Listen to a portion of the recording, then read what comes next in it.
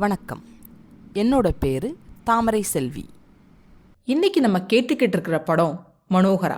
வாங்க கதையை தொடரலாம். தன்னோட அம்மாவை சொர்க்கலோகம் போறதுல இருந்து காப்பாத்த அவங்க அப்பாவை கூப்பிட போறார் வசந்தன். அப்பா, அம்மாவும் சாமியாரும் சொர்க்கலோகத்துக்கு போறாங்களாம், ஓடியாப்பான்னு வசந்தன் கூப்பிட, அதை கேட்டு உண்மை விளங்க கட்டாரிய எடுத்துக்கிட்டு அவசரமா அங்க போறார் மன்னர். நேரடியா ரூமுக்குள்ள போகாம ஜன்னல் வழியா மன்னர் பாக்குறார். பார்த்தா சாமியாரும் தன்னோட ஆசை வசந்த சேனையும் ரொம்ப நெருக்கமா இருக்கிறத பார்த்ததும் ஆத்திரத்தோட கதவை தட்டுறார் மன்னர். உடனே அவசரமா உக்கிரசினர் கட்டாரியோட எந்திரிக்க அவரை வசந்தசேனை தடுத்து, வேண்டாம், காரியம் கெட்டுடும், நான் பாத்துக்கிறேன்னு சொல்லி அவர் இன்னொரு வழியா அனுப்பிடுறாங்க.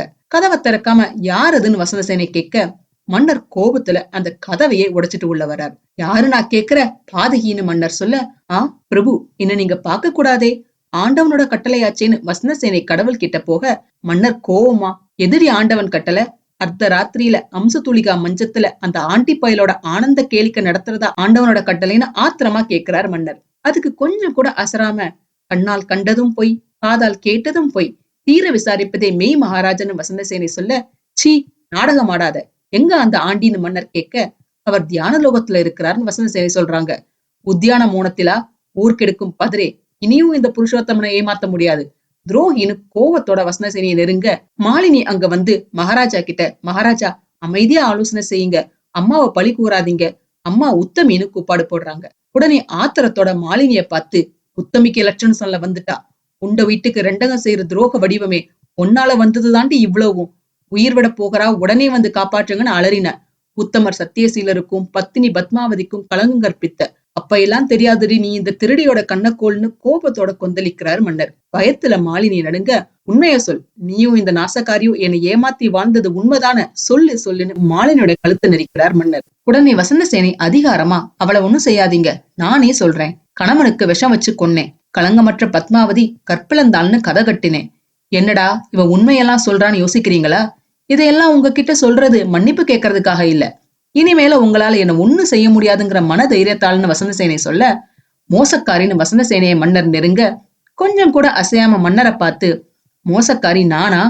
பல ஆண்டுகளா என்ன வெறும் பள்ளியற பதுமையா வச்சுக்கிட்டு என்னோட பையனுக்கு பட்டாபிஷேகம் செய்யணுங்கிற ஒரே ஒரு தனியாத ஆசையை கூட தரைமட்டமாக்கி விட்ட நீங்க தான் மோசக்காரன் வசந்தசேனை சொல்ல, உன்னோட பையனுக்கு பட்டாபிஷேகம், அத உடனே மறந்துடு, இந்த பூமிய புருஷோத்தமனோட சந்ததி கிட்ட இருந்து யாராலையும் பறிக்க முடியாதுன்னு சொல்ல, அதுக்கு வசந்தசேனை, கனவு காணாதீங்க, வசந்தனோட மகுடாபிஷேகத்துக்கு வாழ்த்து பத்திரம் தயாரா வச்சுக்கோங்க, கேசரிவர்மனோட மகன் மகுடாபிஷேகத்துக்குன்னு வசந்தசேனை அந்த கடைசி உண்மையையும் போட்டு உடைச்சிடுறாங்க. உடனே மன்னர் ஆவேசமா, நிறுத்துடி நிறுத்து, வேசின்னு சொல்ல, பாவம் அது இப்பதான் புரிஞ்சுதான்னு வசந்தசேனை எகத்தாளமா கேட்க, ஆவி பரத்த, உன்னை உயிரோட விட்டா உளறிக்கிட்டே இருப்பேன்னு சொல்லிட்டு, யார் அங்கேன்னு வீரர்களை மன்னர் கூப்பிட, உள்ள வீரர்கள் வராங்க.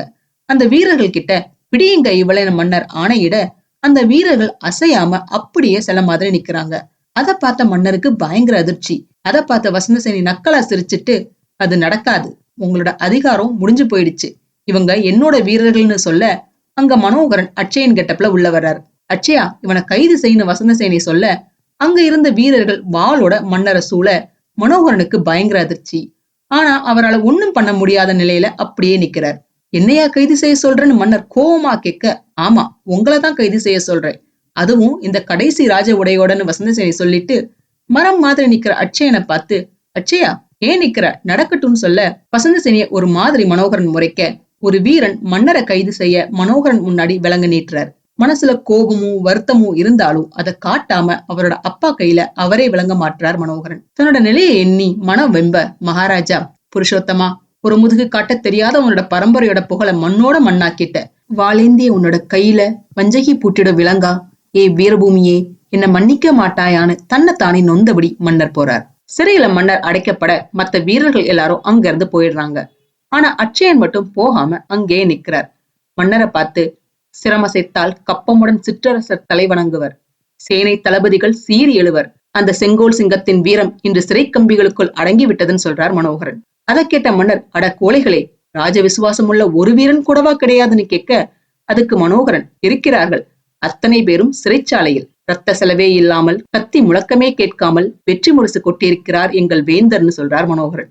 வேந்தன், வேல் பிடிக்க தெரியாமல் கமண்டலம் ஏந்தி களம் புகுந்த கபோதிக்கு பேர் வேந்தன் மன்னர் கோவமா சொல்ல, அதுக்கு மனோகரன் ரொம்ப அமைதியா, அப்படியல்ல, உக்ரசேனர் புத்திசாலி, கட்டிலறையிலே இருக்கும் புருஷோத்தமரை எதிர்க்க கணைகளோ கேடயமோ தேவைப்படாது என்று தெரிந்திருக்கிறார். பாவி கமண்டலங்களே போதும் என்று தீர்மானித்தார் மனோகரன் சொல்ல, அதை கேட்ட மன்னர், போதுமடா நிறுத்து. வேசி ஒருத்தியின் வலையில் விழுந்துவிட்ட காரணத்தினால் என் வீரம் விலை போய்விடவில்லைன்னு சீர, அதுக்கு மனோகரன், யார் வேசி? வசந்தசேனை பத்தினி, 10.5 மாற்று தங்கம்னு ஒரு காலத்துல மன்னர் சொன்ன அதே வார்த்தையை அவர் சொல்ல, அதை கேட்ட மன்னர் ரொம்ப சோகத்தோட, இல்லை, என் 10.5 மாற்று தங்கத்தை தான் நான் பாதாள சிறையிலே போட்டேன் பாவின்னு தன்னோட தப்ப நினைச்சு வருந்துற தன்னோட அப்பாவை பார்க்க மனோகரனுக்கும் ரொம்பவே கஷ்டமா தான் இருக்கு.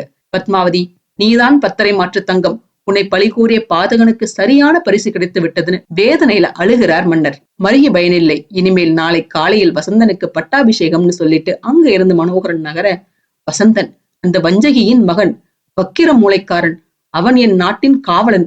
ஐயகோ மனோகரா, ஆளப் பிறந்த செல்வமேனு கூப்பிட போய்கிட்ட இருந்த மனோகரன் அப்படியே நின்றுறார். உன்னை சாகத் துரத்திய சண்டாளனுக்கு சரியான தண்டனை கிடைத்து விட்டது. மனோகரா, உனக்கும் உன் மாதாவுக்கும் கண்மணி விஜயாவுக்கும் எத்தனை இடையூறுகள் செய்தேன்.